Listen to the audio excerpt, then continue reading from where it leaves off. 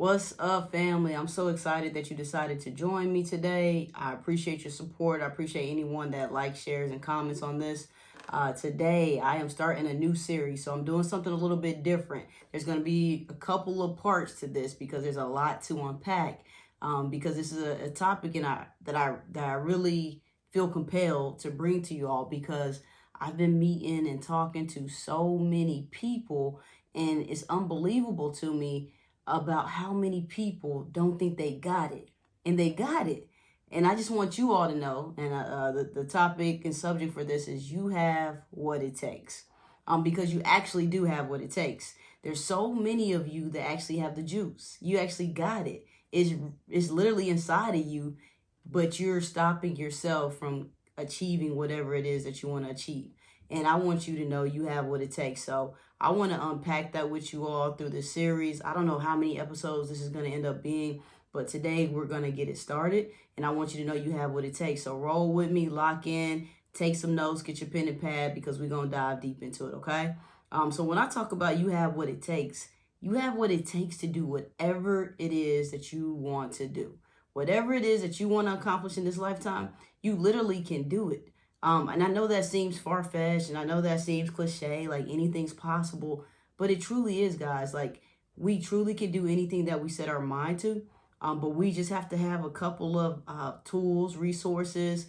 We have to do some inner work for discipline, consistency, and all these different things, and we're going to slowly unpack that, okay? Because you do truly have what it takes. I like to think of it like all of us were like a box, a puzzle box, right? And some of the boxes come with big pieces. When you're starting to put the pieces together, it's easy. There's some people that have, setups and different circumstances that may seem to make those pieces come together a little bit easier, right? And then there's some of us who the puzzle pieces are tiny. They're 1,000-piece, 3,000-piece puzzle, right? And those are a little bit more difficult. They require more strategy. They may require more time. They may require more people. It could be anything like that. But I like to think of it as we all have these different puzzle pieces that need to get put together. But at the end of the day, it can be done. And I want us to shift our mindsets to understanding and knowing that it can be done. So when I say you have what it takes, there's a couple things. You may need, in order to put this puzzle piece together, you may need to get some knowledge. So that may look like getting a coach, getting a mentor, getting a consultant, maybe going to get training, maybe going to school, getting formal education. It could mean a lot of things when you go get the knowledge. It could be going on social media, looking at content creators. So many ways you can get knowledge these days. It can be a mindset shift, and that's what we're going to unpack today. Shifting your mind, because I think that's going to be key in order for you to get to these other steps. The third thing you may need is changing your environment, changing your scenery. Maybe it's not conducive to your growth.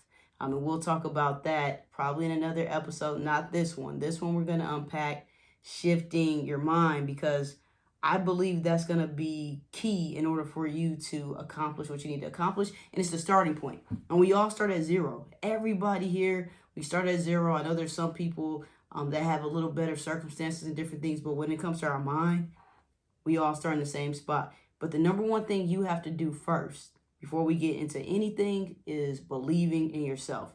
I know that's, like, okay, I believe in myself.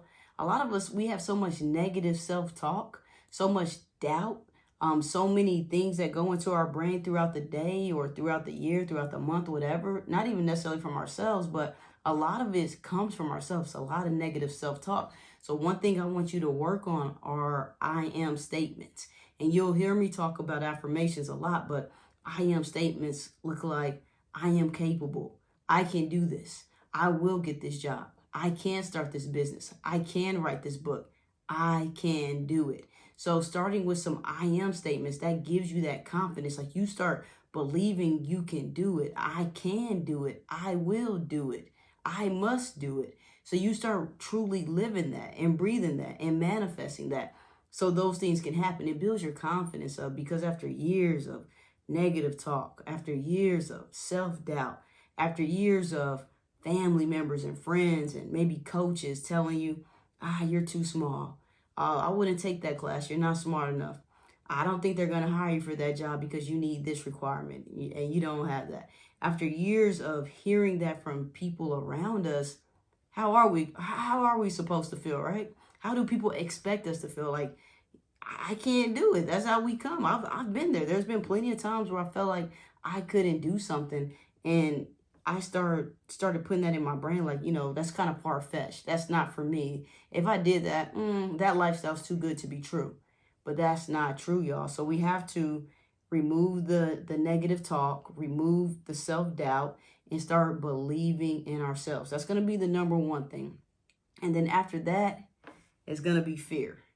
So we all have fear. Like, I have fear of flights. I have fear of dogs. We have fear of so many things. It's the fear of unknown. I don't even know why I have a fear of dogs. I don't know fear of dogs. I don't know what it is. But we all have these different fears.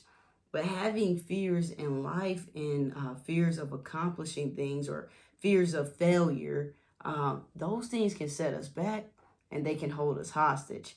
And once we start having so much fear to it paralyzes us, that's when it becomes a little scary, because if you have fear that paralyzes you and immobilizes you to where you can't move, then you're stuck. Then you're no longer going after your dream because you have so much fear of what's on the other side and the unknown that you're like, you know what, I'm not going to do it. And the thing with fear, if you get to, and I don't want to be morbid or anything, but if you get to the end of your life, right, you're on your deathbed, not something we all like to think about. But imagine this. You're on your deathbed and you're like, man, I wish I would have wrote that book. I should have started that business. That idea I had could have impacted this world and saved some lives. I should have helped that person start that business venture. I should have did that job, because if I would have done that, I would have climbed the ladder, and then I would have been able to set my family up with a legacy. I could have built generational wealth. I could have broken some cycles. You do not want to be that person that is at the end of life and you got all these, I should have done this, but you didn't do it, not because you weren't capable, but because you had fear, right? They say the richest place in the world is not Africa, it's not Dubai, it's not a place with a lot of diamonds and golds, y'all. It is the cemetery. And the reason that is because the cemetery is where dreams go to die. Inventions that were never created, they're there. Books that were never written are in the cemetery. Songs that were never written are there. Business ideas, all of that stuff, they lie in the cemetery because there's so many people that have so much fear and get paralyzed that they never do it. And I don't want you to become one of them, because I know in my heart that you have what it takes. So the first thing we talked about is believing in yourself, right? The second thing is overcoming fear. The third thing is discipline.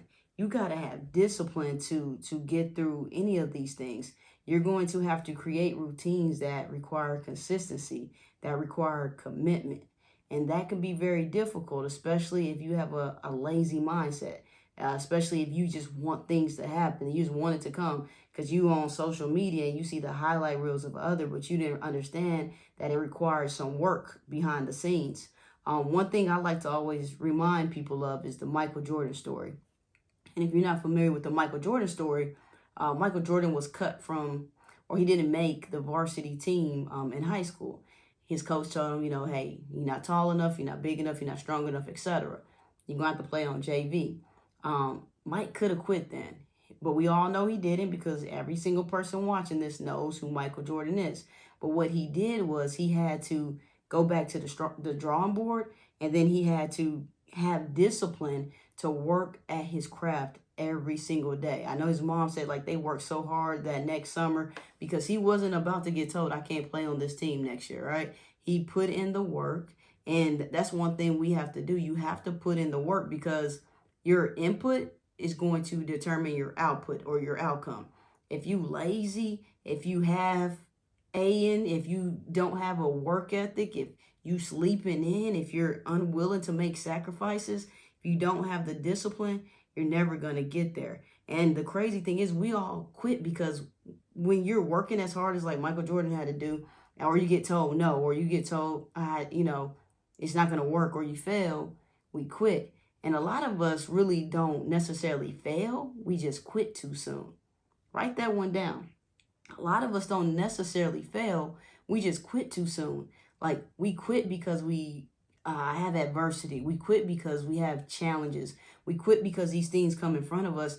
And unlike Mike, we don't know how to go back to the drawing board, work on our craft, and come back stronger. We don't know how to go back to the drawing board and say, you know what, I need a new strategy. Like, yeah, that didn't work, but that doesn't mean I'm going to quit. That doesn't mean I'm going to give up. That doesn't mean I'm going to allow the fear to hold me hostage, fear of failing again, or just fear of failing, period. We can't allow that. So first, you got to believe in yourself. Then you got to overcome fear. And then you got to have discipline. You got to be the hardest working person. And you got to believe, like, I'm that girl. I'm that dude. I'm him. I'm her. Whatever that looks like you literally can do it. You have what it takes. You have what it takes to get that job. You have what it takes to start that business. You have what it takes to write that book. You literally have what it takes. You just got to figure out how to get these pieces together. You got to shift your mindset and start believing that you can do it. You can achieve it. You will do it. You can be one of them ones. You ain't got to just watch from the sidelines and see everybody else winning. You don't have to do that. You are capable. You can do it. You will do it. Get some work ethic. Be disciplined. Don't have a fear of failing. You can do it. And the last thing I'm going to leave you with as we talk about discipline and working hard is, don't worry about everybody else's race. Like, everybody always looking over at this person. No, you got to just go at your own pace, right? You got to do it how you want to do it. Because if you're trying to keep up with other people, you might get winded. You don't want to get winded. And you got to remember, it's a marathon, not a sprint. The race is won by the strong and the race is not won by the strong and the swift, but for those who end the race. I'm messing that up, so let me say it again. The race is not won by the strong and the swift, but is won by those who end the race. So you take that how you take that, but I just take it as you got to keep going. Because usually as soon as you're about to give up, at that point that you do quit, that's when you were just about to get that door open. That's when that opportunity was going to come knocking. That's when you were going to get that final push that you needed to accomplish, achieve, gain, whatever that may be. So I just say all that to say, you have what it takes. Just think about all these puzzle pieces and figuring out a way to strategize and get it put together. Shifting your mindset, knowing you can do it, looking yourself in the mirror every single day and saying, I can do it. I will do it. I must do it. Because you don't want to get to the end of life saying I should have, could have. Because at that point, this ain't no video game, y'all. You can't hit restart. That's going to be it. You're not going to be able to do it.